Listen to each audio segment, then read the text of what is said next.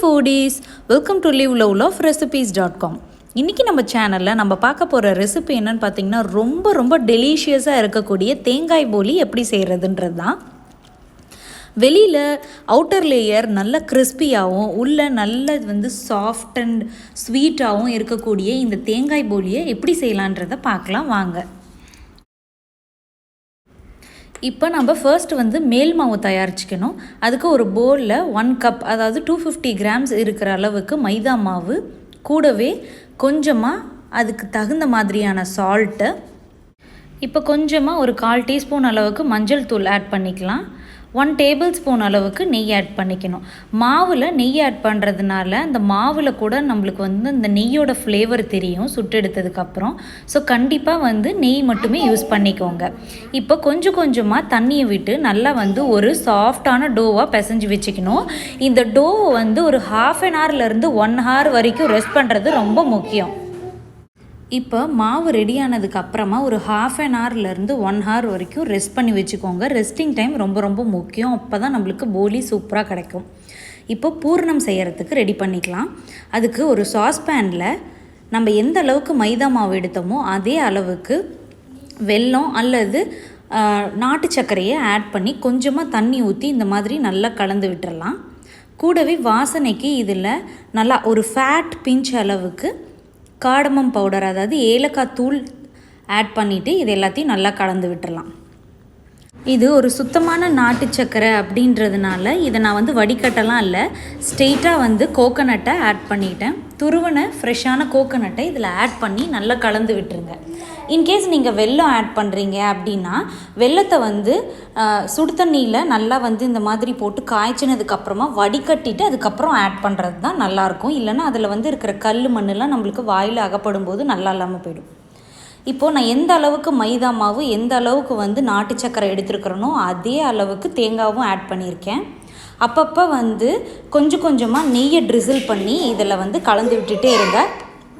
ஒரு மீடியம் ஃப்ளேம்லேயே வச்சு இதை குக் பண்ணுங்கள். இதில் டோட்டலாக பார்த்திங்கன்னா நான் 2 டேபிள் ஸ்பூன்ஸ் அளவுக்கு நெய் ஆட் பண்ணியிருக்கேன். இதோட கன்சிஸ்டன்சி என்ன அப்படின்னு பார்த்திங்கன்னா இந்த மாதிரி பேனோட சைட்ஸில் இருந்து ஒட்டாமல் வர்றது. அது மட்டும் இல்லாமல் நீங்கள் கையில் எடுத்து கொஞ்சமாக பால் பிடிச்சி பார்த்திங்கன்னா பால் உருட்ட வரணும். அந்த அளவுக்கு இருந்ததுன்னா கரெக்டான கன்சிஸ்டன்சியை ரீச் ஆகிட்டிங்க. அதுக்கப்புறம் பேனை சுவிட்ச் ஆஃப் பண்ணிவிட்டு அதுக்கப்புறமா எல்லாத்தையும் ஆற வச்சுட்டு இந்த மாதிரி நம்ம போலி செய்ய ஆரம்பிச்சிட வேண்டியது தான். அகெயின் மாவை ஒரு தடவை நல்லா பிசைஞ்சிட்டு ஒரு சின்ன பாலாக நம்ம டோவை எடுத்துக்கலாம். அதை நல்லா உருட்டிட்டு இந்த மாதிரி சென்டரில் ப்ளேஸ் பண்ணிவிட்டு மைதா மாவில் டஸ்ட் பண்ணிவிட்டு ஒரு சின்னதாக ஒரு மீடியம் சைஸ் ரவுண்டாக திரட்டிக்கோங்க. ரொம்ப அகலமாக திரட்டணும்லாம் அவசியம் இல்லை. நம்ம ஆலு பராத்தாக்கெலாம் செய்வோம் இல்லையா, அதே மாதிரி நீங்கள் செஞ்சுக்கிட்டாலே போதும். பேசிக்காக ட்ரெடிஷ்னல் மெத்தடில் என்ன பண்ணுவாங்கன்னு பார்த்தீங்கன்னா பாலித்தீன் கவரில் நெய் இல்லைன்னா எண்ணெயை அப்ளை பண்ணிவிட்டு அதில் மாவை ஆட் பண்ணி நல்லா கையிலேயே நல்லா தட்டி விட்டுருவாங்க. அதுக்கப்புறமா உள்ள பூரணத்தை வச்சு மூடி மறுபடியும் நெய் அப்ளை பண்ணி நல்லா தட்டி விடுவாங்க. பட் அந்த டைப் பார்த்திங்கன்னா நல்லா மெஸி ஆகும் நம்மளோட கிச்சன் கவுண்டர். இந்த டைப்பில் நீங்கள் செஞ்சு பார்த்தீங்க அப்படின்னா ரொம்பவே ஈஸியாகவும் இருக்கும், அதே மாதிரியே லெஸ் மெஸியாகவும் இருக்கும். ஸோ கண்டிப்பாக நெக்ஸ்ட் டைம் நீங்கள் இந்த மாதிரி போலி செய்யும்போது இந்த டைப்பில் செஞ்சு பாருங்கள், ஈஸியாக இருக்கும். இப்போது மாவு உள்ளார பூரணத்தை வச்சு எல்லா பக்கமும் மூடிட்டு அதை லைட்டாக மைதா மாவை டஸ்ட் பண்ணிவிட்டு நல்லா திரட்டிக்கலாம். ரொம்ப மெலிசாக திரட்டணும் அப்படின்னு அவசியம் இல்லை, ஓரளவுக்கு மெலிசாக திரட்டிக்கிட்டிங்கனாலே போதுமானதாக இருக்கும். இப்போ பார்த்திங்களா எவ்வளோ சூப்பராக நம்ம போலி ரெடி ஆகிடுச்சுன்றது. நான் இன்னொன்றும் இதே மாதிரி எப்படி செய்யணுன்றதை காட்டியிருக்கேன். ஃபஸ்ட்டு மாவை லைட்டாக திரட்டிக்கலாம்.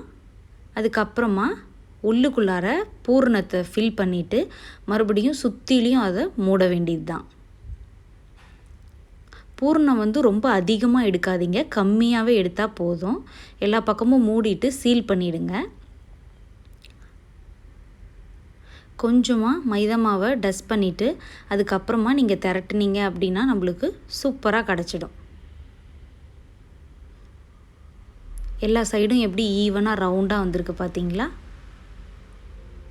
இதே மாதிரி மெத்தடில் நீங்களும் ட்ரை பண்ணி பாருங்கள். இப்போது ஒரு தவாவை ஹீட் பண்ணியாச்சு. அதில் கொஞ்சமாக நெய் ட்ரிசில் பண்ணி விட்டுட்டு நம்ம திரட்டி வச்சுருக்கிற போலியை ஆட் பண்ணி சுட்டு எடுத்துக்கலாம். அட்ட ஸ்டேஜில் நீங்கள் 2-3 போலி கூட சுட்டு எடுத்துக்கலாம். இப்போது அங்கங்கே ப்ரௌன் ஸ்பாட்ஸ் வந்ததுக்கப்புறமா நம்ம இதை வெளியில் எடுத்துடலாம். ஒரு மீடியம் ஃப்ளேம்லேயே வச்சு சுட்டுடுங்க, இல்லைன்னா கரிஞ்ச மாதிரி ஆகிடும். இதை வெளியில் எடுத்த உடனே ஒரு பிளேட்டில் வச்சு ஆற விடுங்க. எல்லாத்தையும் தனித்தனியாக வைங்க. ஏன்னா இதிலிருந்து வர்ற ஸ்வெட் என்ன ஆகும்னா மற்ற போலியில் போய் படும்போது அந்த வெளியில் இருக்கிற கிறிஸ்பினஸ் நம்மளுக்கு இல்லாமல் போயிடும். அதனால் வெளியிலவே வச்சுருந்துட்டு ஒரு 1 or 2 டேஸில் சாப்பிட்டு முடிச்சிடுற மாதிரி பார்த்துக்கோங்க. அப்போ தான் நம்மளுக்கு நல்ல கிறிஸ்பினஸ் இருக்கும்.